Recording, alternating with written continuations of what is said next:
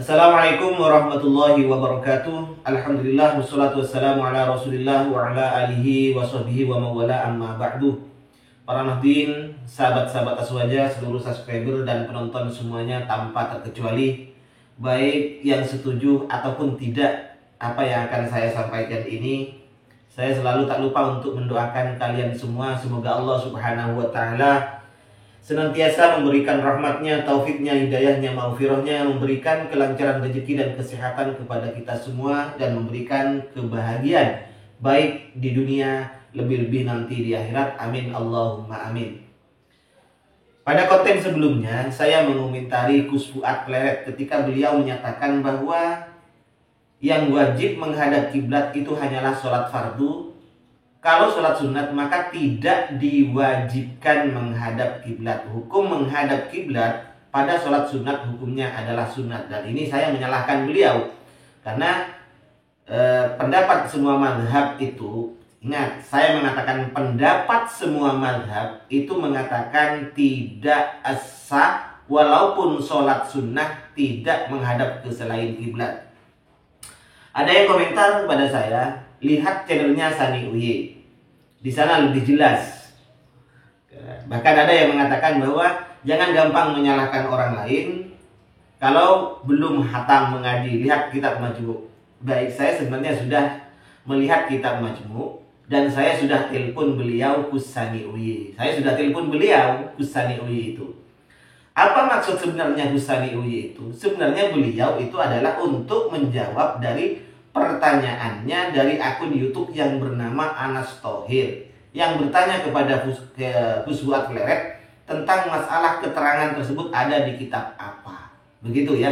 Jadi Gus Sani Uye ini, saya telepon beliau, maksud beliau dalam video ini adalah menjawab pertanyaan dari Anas Thohir. Silahkan lihat di deskripsinya. Di deskripsinya videonya Gus Sani, silakan. Itu menjawab pertanyaan terhadap Gus Fuad Kleret yang menanyakan masalah tersebut ada di kitab apa. Maka Gus Sani menyebutkan di kitab Majmu', ya, kitab Majmu' karangan Imam Nawawi.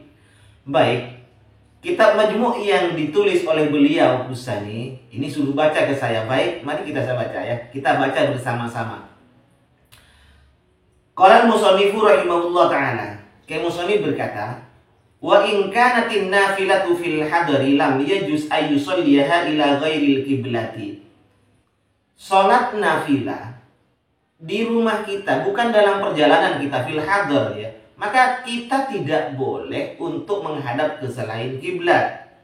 Wa qala Abu Sa'id al-Istihari, Abu Sa'id al-Istihari ini menjawab, berpendapat rahimahullah, yajuzu, boleh. Walaupun sholat sunnah fil hadar boleh tidak menghadap kiblat. Kenapa? Li'annahu innama rukhisa fis safar hatta la yanqati 'anit tatawwu. Kan sholat sunat ini tidak menghadap kiblat itu ada rukhsah, dispensasi ketika safar. Sehingga kita itu tetap tidak putus untuk mengerjakan tatawwu. Wa hadza maujudun fil hadar, dan ini juga bisa terjadi, bisa ada pada sholat hadar, bukan pada sholat safar. Nah, Gus Sani menerangkan sampai di sini. Untuk teman-teman, silahkan lanjutkan.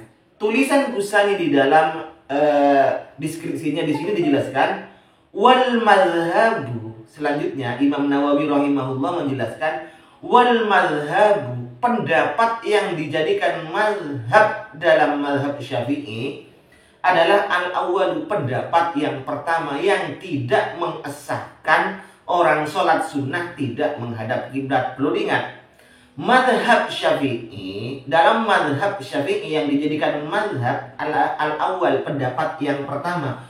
Kenapa? Li'anna al-ghalib min halil hadar al-lubs wal maqam.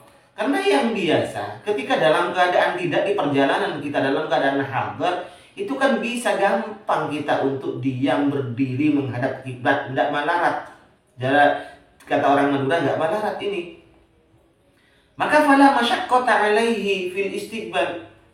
Kan nggak malarat, nggak masyaqqat, nggak sukar, nggak sulit kita untuk tidak menghadap kiblat saat kita dalam hadar. Kalau tidak dalam perjalanan, ini dalam syarah muhadzab juz 1. Di sini juz 4 Gus Sani ya. Yang saya itu juz 1. Ini tadi di dalam kitab Majmu' ini al-madhab al-awwal. Apa sebenarnya yang dimaksud al-madhab itu? Nah, kita sekarang buka di Majmu'. Ya, Majmu' juz awal ya. Yang sisanya juz 4 betul. Yang saya foto di sini adalah Majmu' juz awal, tapi yang menjelaskan tentang apa yang disebut al-madhab. Di situ al-madhab al-awwal li'anna al-ghalib, begitu kan? Nah, sekarang kita jelaskan di sini apa sebenarnya yang dimaksud qaul al-madhab. Jika dalam istilah Syafi'iyah ada al-madhab itu sebenarnya apa? Kan di dalam Syafi'iyah itu ada al-azhar, ar-rajih, dan diantaranya adalah al-madhab. Imam Nawawi rahimahullah menjelaskan, wa haitsu aqulu al-madhab. Saat saya mengatakan al-madhab, kata Imam Nawawi, fa minat tariqaini al-turuq, dari dua jalan atau beberapa jalan, wahiyya ikhtilaful ashab fi hikayatil madhab, itu adalah perbedaan ashab Syafi'i ketika menceritakan madhab, ka ayyahkiya ba'duhum fil mas'alati qaulaini aw wajhaini liman taqaddama, sebagaimana ada sebagian dari ulama ashab Syafi'i yang menceritakan dua qaul dalam satu masalah, itu diceritakannya dua qaul atau dua wajah sebagaimana liman taqaddama, wa yaqta'u ba'duhum bi ahadihima, sedangkan sebagian lagi memutuskan ke salah satunya, condong ke salah satunya. Tsumma ar-rajih alladhi abbara anhu bil madhab atau ubbira anhu bil madhab. Kemudian yang rajih adalah yang diibaratkan oleh musannif dengan kata-kata al-madhab. Nah, ke belakang, wa makila min anna muradahu awal. Adapun yang dimaksud wa makila, yang diucapkan anna muradahu al-awwal, yang dimaksud itu adalah al-awwal wa annahu al-aghlab, ini adalah mamnuun. Itu terlarang. Nah, jadi ar-rajih, yang unggul adalah pendapat yang diibaratkan oleh musannif annahu al-awwal, itu kan al-madhab al-awwal, ini yang rajih, yang harus diambil, yang diamalkan oleh kita.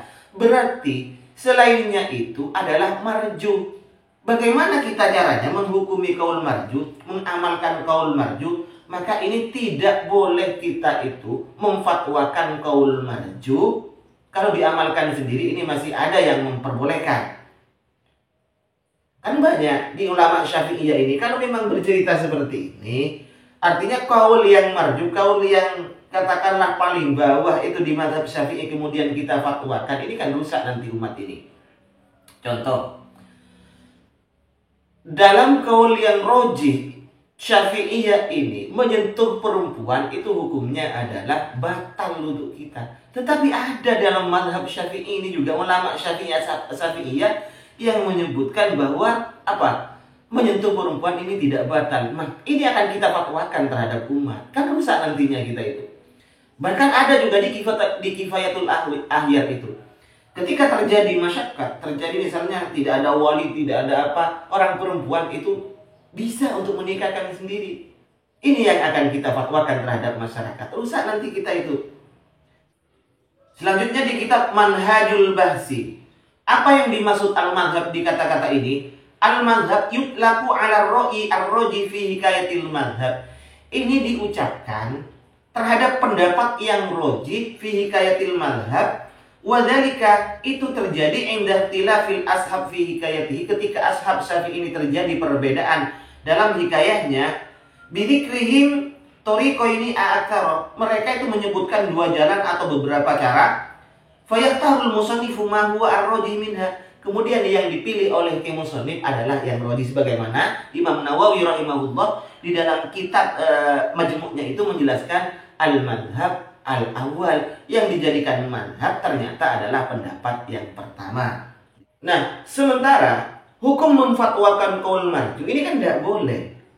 Kalau diamalkan untuk dirinya sendiri bagaimana? Mari kita buka di dalam kitab Al-Bujairami al-Khatib, juz pertama halaman 316.